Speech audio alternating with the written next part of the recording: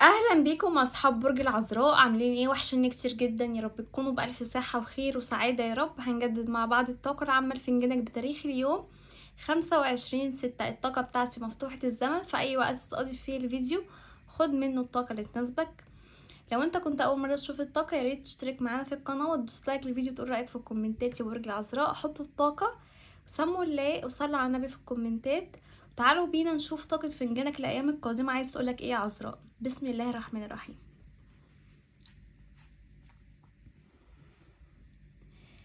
طيب، من الواضح يا برج العذراء ان طاقتك في الوقت الحالي طاقة فيها سكة جديدة تتفتح لك. انت عندك يا برج العذراء هنا سكة جديدة تتفتح لك، سكة فيها رزق، فيها خير ليك. شايفة ان الفترة دي الحظ بيلعب لعبته معاك. انت الفترة دي يا برج العذراء هتكون في كامل تألقك وازدهارك ونجاحك يا برج العذراء. انت الناس كلها هتستعجب من النجاح ومن الخير ومن جبر ربنا ليك بعد يمكن التعب ومن بعد الظروف الصعبة اللي انت عشتها في الماضي، ان كانت في العاطفة او ان كانت في الماديات والامور المهنية. انا شايفة يا برج العذراء الفترة دي انت اسمك هيكون على كل لسان، من كتر ما انت الفترة دي ربنا هيعوضك، هيرزقك، هيكون واقف جنبك. انت يا برج العذراء صبرت وهتنول. شايفه يا برج العذراء ان انت الفتره دي شخص مركز جدا على اهدافك، مركز جدا على نجاحك واستقلالك المادي. شايفه ان برج العذراء الفتره دي بقى شخص مختلف عن الشخص بتاع الماضي ده 180 درجه. انت اتغيرت كتير يا برج العذراء. شايفه انك انت ممكن تكون بتتعامل بتعامل البشر المحيطين بيك، خلاص غيرت المبدأ اللي هو الطيبه والجدعنه بتاعك اللي كنت انت بتطبقه مع كل الناس زمان. بقيت شخص دلوقتي جديد، شخص بتتعامل معاملة فيها 1+1=2، معاملة ما فيهاش اي عشم.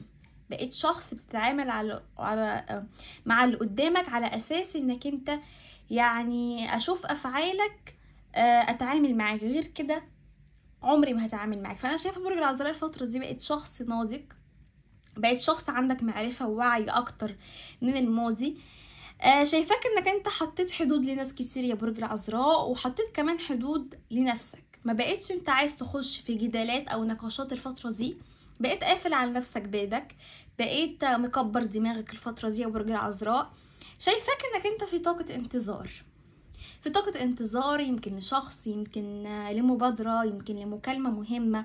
شايفة ان برج العذراء الفترة دي عنده أمنية غالية على قلبه هتتحقق. شايفة برج العذراء الفترة دي انت تعبان جدا، مرهق جدا، حاسس نفسك انك مخنوق، حاسس نفسك انك انت متضايق وخلقك في مناخيرك يا برج العذراء. بالرغم من انك انت فيك كل ده الا انك انت ما بتبينش ده. بص هنا، بتظهر للناس انك انت شخص كيادي، شخص واقف على رجلك، مفيش حاجة بتهزك، ثابت مكانك. لكن انت من جواك هشة قوي يا برج العذراء، انت تعبان جدا من جواك. يمكن انت تعبان من كتر الخذلان اللي انت شفته في حياتك، من كتر الصدمات اللي قابلتها، من كتر ما انت اتخدعت في ناس كتير قوي، ما بقتش عندك ثقة في حد، ما بقاش عندك الامان لحد. فانا شايفة برج العذراء الفترة دي بقيت حاطط حدود قوية جدا، وده هيكون لصالحك. الله اكبر يا برج العذراء. انا شايفة عندك هنا انتقالة قوية، انتقالة هتخليك في حتة تانية خالص، حتة ما كنتش تحلم ولا تتوقع انك انت توصل لها. سبحان الله يا برج العذراء، على نياتكم ترزقون. انت عشان نيتك طيبة وسليمة وخالصة لوجه الله تعالى ربنا بيرزقك وربنا بيعوضك عن اللي فاتك. شايفة يا برج العذراء ان انت الفترة دي في حد حاطط عينه عليك، عايز يرقيك، عايز ان يساعدك ماديا. في حد كان واخد منك فلوس وما رجعهالكش، هيرجعها لك. في حد كان ظلمك، عايز ان هو يجي ويعترف لك بخطأه معاك ويقولك سامحني يا عذراء، انا اسف، انا بصراحه ندمان على كل غلطه غلطتها في حقك. شايفه برج العذراء الفتره دي في ناس كتير قوي ندمانه عليه، في ناس كتير قوي بتبصلك بصه انك انت كنت شخص جدع وشخص سند في حياتهم، ولما هم خسروك معرفوش يعوضوك يا برج العذراء. هم فكروا ان هيلاقوا من برج العذراء ده كتير، طول ما هم ماشيين في طريقهم هيلاقوا عذراء هنا وهنا وهنا، لكن للاسف معرفوش امتى غير لما شافوا زي ما بيقولوا كده شر غيرهم، شر غيرك وشر غيرهم. وهو الشخص ده يا برج العذراء اللي جايلك كمان، جايلك شخص جديد في شخص جديد جاي لك يا برج العذراء. الشخص ده شخص هيعوضك عن اللي فات، ده شخص جديد في حياتك العاطفية. الشخص ده باصص لك بصة فيها يمكن الامل. الشخص ده يا برج العذراء ممكن يكون يعني ما صدق لقاك. انت ممكن تكون يعني الفرصة اللي هو كان بيستناها بقاله فترة. فانا شايفة عندك حب جديد يا برج العذراء الفترة الجاية، والحب ده لبعضكم انتوا كنتوا مستنيين وكنتوا بتحلموا بالشخص اللي يجي يعني يعوضكم عن السنين الوحشة اللي شفتوها في حياتكم من علاقات من صدامات. فانا شايفة في شخص هيكون توأم روحكم الفترة الجاية. عندكم شخص هيعترف بحبه الايام الجايه يا برج العذراء. شايفه يا برج العذراء ان انت الفتره دي مشتاق لحد، عندك حنين لحد، في حد كل ما بتفتكره دموعك بتنزل، او من كتر ما انت موجوع منه يا برج العذراء ومش متوقع منه الجفاء والقسوه والبعد ده، بيصعب عليك نفسك، بيصعب عليك العشره، بيصعب عليك الوقت اللي ضاع. لو انتي ام نفس الموضوع، في حد من ابنائك مزعلك. شايفه برج العذراء فيه طاقه من جواه، طاقه يعني ان هو عايز يتغير، مش عايز برج العذراء الطيب بتاع زمان ده، عايز يمحي برج العذراء بتاع زمان ده ويبدأ يكون شخص قاسي زي الوحوش، يتعامل مع الناس الوحشة والجشعة والاستغلالية اللي كانت في حياته. فأنا شايفة ده برج العذراء. شايفه برج العذراء عندكم الفتره دي قياديه، انتوا الفتره دي هتترقوا وهيحصلوا على مكانه تستحقوها. شايفه في ناس بتمدح فيك يا برج العذراء، وشايفه في ناس بيتمنوا لك الرضا ترضى. برج العذراء انتوا الفتره دي عندكم ورق هيتم باذن الله 1/1. شايفه كمان يا برج العذراء ان انتوا الفتره دي داخلين على مشروع، داخلين على بدايه جديده، البدايه دي هتكون وش الخير والسعاده عليكم. برج العذراء شايفاك بتغير من نفسك، بتغير من شكلك، بتغير من طباعك، من صفاتك. شايفه برج العذراء الفتره دي بيتحول لشخص اخر، غير ان انت بقيت مهتم بشكلك الخارجي وبجمالكم يا برج العذراء. انتوا الفتره دي اشخاص جذابين جدا جدا جدا فوق ما تتوقعوا بكثير. كمان عندكم الفتره دي قبول وكاريزما غير يعني ايه موصوفة يا برج العذراء. انت الفترة دي قادر انك انت يعني تكسب اشخاص جديدة، اصدقاء جديدة. شايفة ان انت شخص الفترة دي اجتماعي، شخص محبوب. شايفة ان في حد يا برج العذراء بيتكلم في ظهرك كلام وحش، او انت يا برج العذراء الفترة دي عندك اعداء. في اعداء بيبصوا في حياتك، بيفكروا ازاي ان هم يخربوا حياتك، ان كانت عاطفية او ان كانت مادية وعملية. فخلي بالك في اطراف عايزين يتدخلوا في حياتك الفترة دي يا برج العذراء، خلي بالك منهم. شايفة في ست يا برج العذراء يعني وقفلكم كده في طريقكم، ولا منكم عارفين تعيشوا في سلام، ولا منكم عارفين ترتاحوا يا برج العذراء. في حد كده في حياتكم، ست دي ست صعبة جدا، ست قاسية، ست بتحب المشاكل، بتحب اللت والعجن الكتير، بتحب تاخد الكلام وتنقله من هنا وهنا عشان تولع الدنيا وتخلي الدنيا كده تقوم ما تقعدش. فخلي بالكم من الست دي كويس جدا. الست دي معاكم في العيلة، معاكم في عيلة، اوكي؟ خلي بالكم منها، الست دي مش كويسة.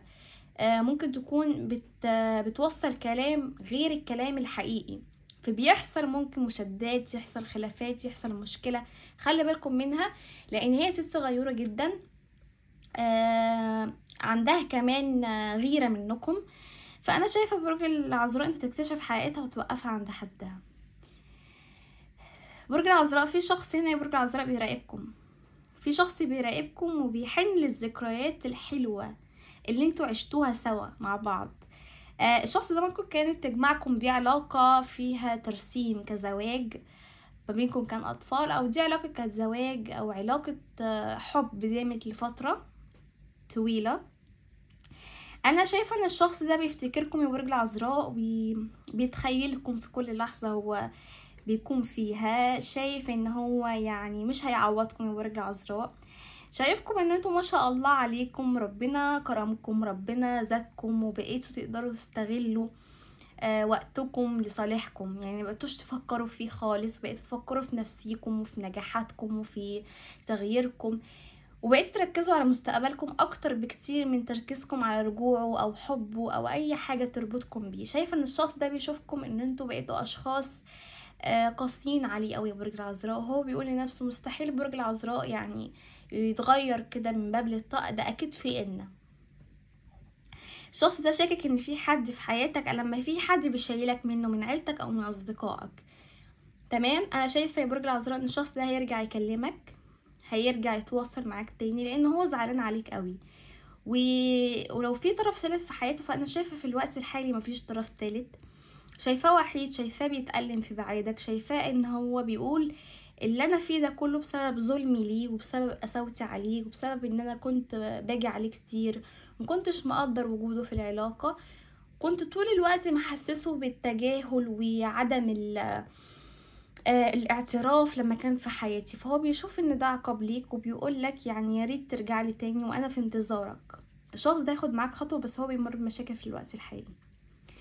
شايفة ان انتوا عندكم حد داعم ليكم الفترة دي يا برج العذراء، في حد كده بيحاول ياخد بايديكم، بيحاول يدعمكم، بيحاول يساندكم في حياتكم، بيحاول يديكم طاقة ايجابية سوري اقول لكم طاقة سلبية، يا ساتر. طاقة ايجابية، في حد طول الوقت بيحاول ان هو يعني يرجعكم تاني يعني للحيوية والنشاط بتاعكم. في حد كده الفترة الجاية يعني هتحسوا اتجاه واحساس ان هو شخص يعني سند ليكم، شخص كده يعني قده وقدود. يمكن الفترة دي انت في ناس كتير اتخلت عنك، وفي شخص واحد هتعرف قد ايه ان هو شخص كان معرفته بيهم كلهم، او كان وجوده في حياتك بيهم كلهم. هم وجودهم كلهم ولا حاجة، وجود الشخص ده كله هيمثلك كل حاجة الفترة الجاية برج العذراء، وهتعرف جدعنته من المواقف الحلوة اللي هيعملها معاك. تمام، شخص كويس جدا، وشايفة ان انتوا الفترة دي اشخاص يعني مباركين من السماء. شايفاكم الفترة دي في ناس بتفكر تذبح حاجة كل سنة وانتم طيبين بمناسبة العيد. شايفة عندكم تجديدات في المنزل، انتوا كمان بتجددوا في نفسكم يا برج العذراء. شايفة ان انتوا عندكم احتفالات، عندكم خطوبة، عندكم زيارات عائلية. شايفة في فلوس هتجيلكم من بنك قريب او من بريد او من حد يمكن كان واخد منكم فلوس. عندكم الفترة دي تجديدات، او في حد هيجيب لكم هدية يا برج العذراء الفترة دي.